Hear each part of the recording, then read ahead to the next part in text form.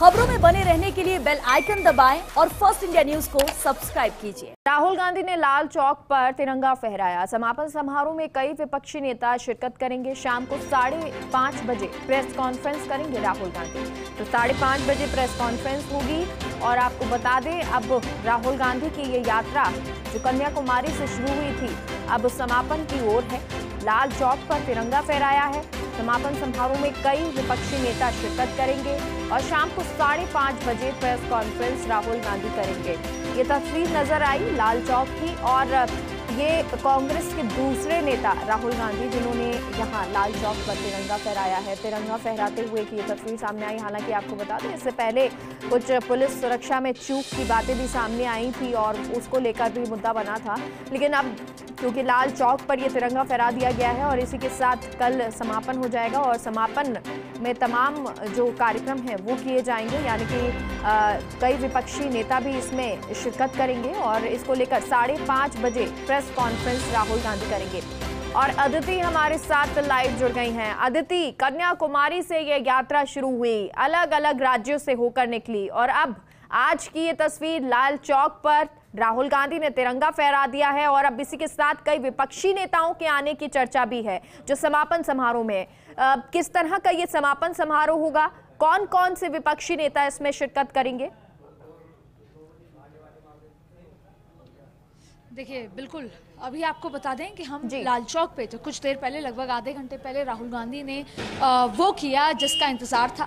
जो पहले दिन कन्याकुमारी से यात्रा शुरू हुई थी, तब से लगातार ये बात थी कि लाल चौक पर झंडा फहराया जाएगा।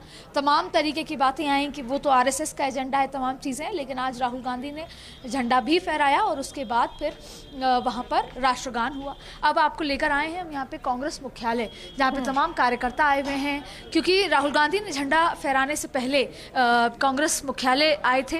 लेकिन अब सबसे महत्वपूर्ण बात और जो सबसे बड़ा मैसेज है, देखिए, आज शाम को 5:30 बजे वो प्रेस कॉन्फ्रेंस करेंगे।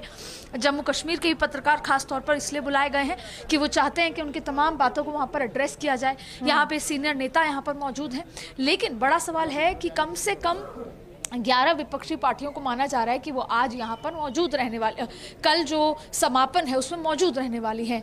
और वो तस्वीर असली बताएगी कि कितना एकजुटता विपक्ष का हुआ है। और राहुल गांधी सड़कों पे जब निकले तो उन्होंने जाहिर तौर पे खुद की इमेज बदली। उन्होंने पार्टी के अंदर एक रफ्तार लेकर आए हैं। उन्होंने पार्टी को अलग अलग राज्यों में जोड़ने की भी कोशिश की है और हम विस्तार से इसका आकलन भी करेंगे कि कन्याकुमारी से जब निकले तब कांग्रेस के क्या हालात थे और अब कांग्रेस के क्या हालात रहे हैं।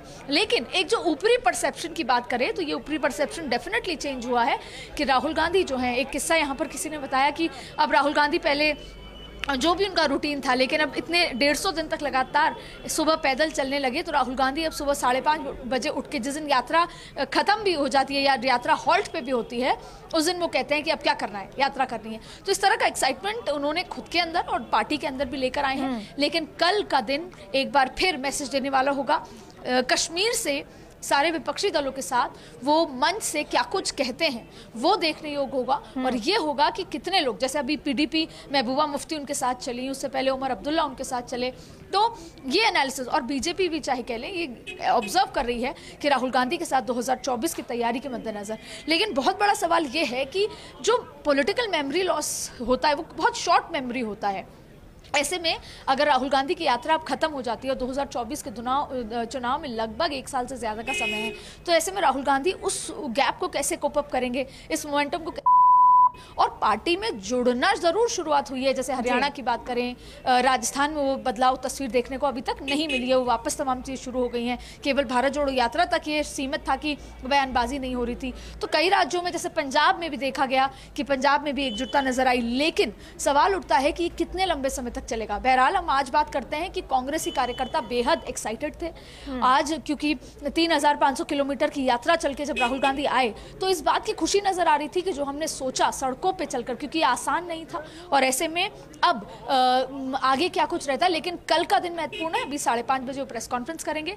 कल मन से क्या कुछ कहते हैं, क्योंकि वो संबोधन, समापन संबोधन से ज्यादा देश को वो संबोधित करेंगे और वहां पर मौजूद तमाम लोग होंगे, वो क्या कुछ कहते हैं, क्या मैसेज देते हैं। कि ये जो पूरी यात्रा है, इस यात्रा में सबसे ज्यादा इमेज बिल्डिंग जो हुई है, क्या वो राहुल गांधी की हुई है या उसका फायदा कांग्रेस को ज्यादा हुआ है? और अगर राहुल गांधी की हुई है, 2024 अभी लोकसभा चुनाव है, इतने समय में क्या कोई यात्रा या राहुल गांधी अगर इससे सक्सेसफुल इसको देखते हैं इस यात्रा को, तो क्या इसी तरह का वो जो गैप है उस गैप में दोबारा से कुछ यात्रा या कुछ वो लोगों से जुड़ने की कोशिश करेंगे?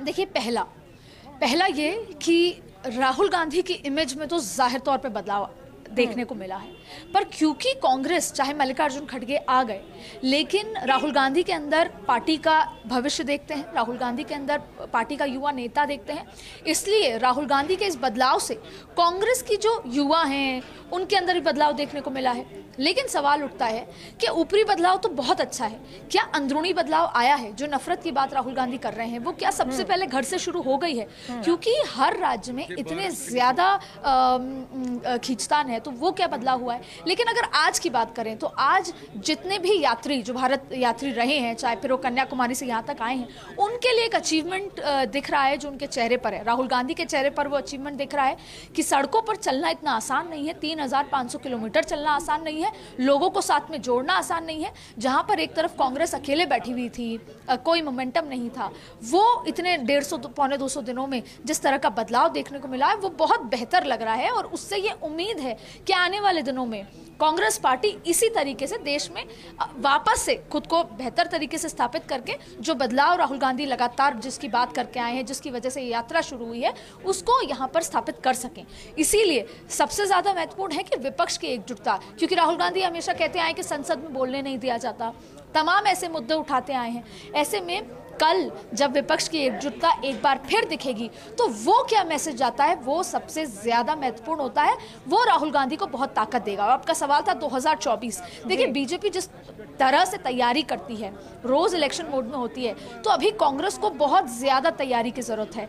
लेकिन ये बात भी सही है कि जो पहले की जो स्थिति थी आज से 150 दिन पहले की और आज की स्थिति में बहुत ज़्यादा बदलाव भी है। तो ऐसे में अगर आज ही से जो यात्रा खत्म हुई उसी के साथ वापस से तैयारी उसी तरह की शुरू हो, हाथ से हाथ जोड़ो आंदोलन भी उतना सक्सेसफुल हो, तो फिर जाहिर तौर पे कांग्रेस को एक नई ऊर्जा देखने को मिल सकती है। अमित मिश्रा जी हमारे साथ हैं। अमित मिश्रा जी, जो विपक्षी दल साथ आने वाले हैं, क्या मैसेज होगा, कौन कौन से विपक्षी दल साथ होंगे और कैसे उसे देखा जाए?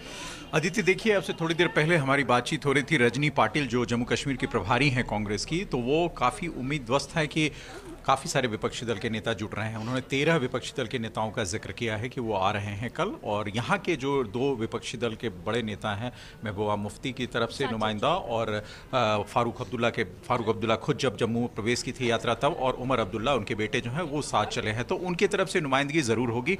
और उसके अलावा जैसा रजनी बता रही थी कि कुछ बड़े राजनीतिक दल हैं जिनकी सहमति मिली है, जिनके नेता आज शाम में आएंगे जो कल रैली में शिरकत कर सकते हैं। अमित मिश्रा जी, ये तो ठीक है, राजनीतिक दल साथ भी आ गए, लेकिन जहां पर कॉन्फ्लिक्ट ऑफ इंटरेस्ट आ जाता है, चुनाव है तो फिर सत्ता भी है, सत्ता है तो कुर्सी है, तो उसमें किसी एक व्यक्ति को लीडर कैसे देखा जाएगा? राहुल गांधी को क्या सारे विपक्षी दल लीडर देख लेंगे? नीतीश कुमार को नीतीश कुमार मान जाएंगे? अरविंद केजरीवाल, ममता बनर्जी मान जाएंगे? देखिए अदिति, यही वजह है कि खड़गे ने जितने पॉलिटिकल पार्टी को चिट्ठी लिखी थी उन तमाम चिट्ठियों का कोई बहुत असर नहीं हुआ। आप देखें, आरजेडी और जेडीयू के सरकार के साथ इनकी सरकार है बिहार में, लेकिन वहां से दोनों राजनीतिक दलों के नुमाइंदे यहाँ नहीं आ रहे हैं। उसके अलावा समाजवादी पार्टी से इनके अच्छे रिश्ते हैं। जयंत चौधरी जो आरएलडी के हैं, जिन्होंने पश्चिमी उत्तर प्रदेश में इनको समर्थन दिया था, उनके तरफ से कोई नुमाइंदगी नहीं है। तो आप पैन इंडिया की अगर बात करें तो आप देखें कि केसीआर की जो रैली हुई है तेलंगाना में, उसमें ज़्यादा क्षेत्रीय दल और ज़्यादा पॉलिटिकल पार्टी जो अपोजिशन की है उन्होंने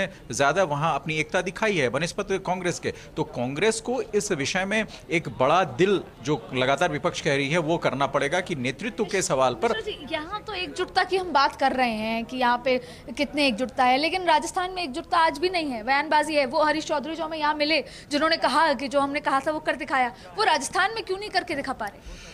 इसके पहले अदिति, आपको याद हो, हमने सुखजिंदर सिंह रंधावा का इंटरव्यू किया था जो राजस्थान के कांग्रेस के प्रभारी हैं। उन्होंने कहा था बयानबाजी और तल्ख टिप्पणी पर रोक लगेगी, अनुशासनहीनता जो है वो बर्दाश्त नहीं किया जाएगी, लेकिन बावजूद उसके वो बदस्तूर अभी 72 घंटे भी हुए होंगे फर्स्ट इंडिया पर, सबसे पहले उन्होंने कहा कि इनफ इज इनफ, बट वो इनफ कब इनफ होगा? यही सबसे बड़ा सवाल है और यही खामियाजा जो है कांग्रेस को लगातार भुगतना पड़ता है। आपने देखा होगा इसका खामियाजा पंजाब में सबसे ज्यादा कांग्रेस भुगत चुकी है, जहां अमरिंदर सिंह को अगर पार्टी से हटाया गया, मुख्यमंत्री के पद से हटाया गया, तो वो ऐसा चेहरा नहीं दिया गया। चरणजीत सिंह चन्नी को लाया गया, लेकिन वो उस तरह से कांग्रेस को मैनेज नहीं कर पाए। नवजोत सिंह सिद्धू तो दरअसल बात अमित मिश्रा जी ये है कि जहां आप देश में नफरत खत्म करना चाहते हैं वहां सबसे पहले पार्टी के अंदर नफरत खत्म करें। तो क्योंकि कुछ भी शुरुआत होती है वो सबसे पहले घर से शुरू होनी चाहिए, फिर जाके आप बाहर से कर पाएंगे। तो देखिए अभी कांग्रेस मुख्यालय में हम मौजूद हैं और यहाँ पर तमाम सीनियर नेता भी मौजूद हैं और जयराम जी भी यहाँ पर आ रहे हैं। अगर जयराम जी से हम बात करने की कोशिश करेंगे कि क्या कुछ कहते हैं, हालांकि तमाम मीडिया जो है, तमाम भीड़ जो है वो जयराम जी से बातचीत करना चाहते हैं। जयराम जी एक लाइन में जानना चाहेंगे कितना सक्सेसफुल रही, एक लाइन में जानना चाहेंगे जयराम जी। आज तो खुशी का दिन है कांग्रेस के लिए, एक लाइन में आपका उत्साह। आगे बोलिए आप। सफर लंबा है, बोलिए सफर लंबा अभी भी और भी है। जयराम जी बता रहे हैं कि पार्ट 2 शुरू होने वाला है। इसका मतलब कि अभी बस कुछ दिनों का हॉल्ट होगा, फिर पार्ट 2 शुरू होगा क्योंकि प्रेस कॉन्फ्रेंस है आज शाम को 5:30 बजे। शायद यही वजह है कि कोई सीनियर नेता अभी कोई बयानबाजी नहीं करना चाहता, लेकिन एक बात कहा कि भले ही भारत जोड़ो यात्रा कन्याकुमारी से यहाँ तक पहुंच चुकी है, कश्मीर तक, लेकिन अभी और आगे तक भी चलने वाली है। बिल्कुल, और ये रास्ता बड़ा लंबा है। बहुत बहुत शुक्रिया आदिति पूरी जानकारी के लिए, तस्वीरों के लिए। एक छोटे से ब्रेक के